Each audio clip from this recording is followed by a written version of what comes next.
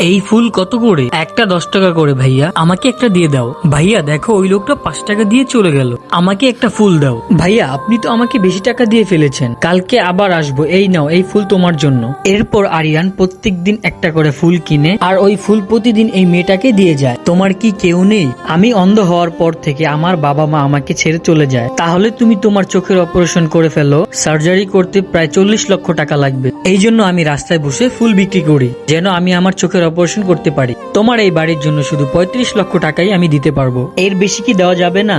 এই বাড়িটা অনেক পুরনো, আমি 35 লাখ টাকাই দিতে পারবো। অপারেশনের জন্য 35 লাখ টাকা জোগাড় হয়ে গিয়েছিল, কিন্তু আরো 5 লক্ষ টাকা প্রয়োজন ছিল। এই জন্য আরিয়ান ডেলিভারি ম্যানের কাজ করে।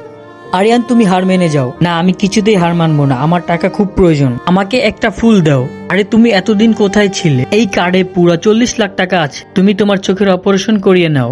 2 বছর পরে রিয়া ঠিক সেই জায়গায় আবার ফুলের দোকান দেয়, কিন্তু আরিয়ান এসে দেখে রিয়া আরেকটি ছেলের সাথে। তারপর আরিয়ান সেখান থেকে চলে যায় এবং রিয়া তখন বুঝতে পারে আমার চোখের অপারেশনের জন্য টাকা দিয়েছিল এই ছেলেটি। আজকে দেখবো আল্লাহর এই ছবিটির জন্য কে লাইক সাবস্ক্রাইব করে।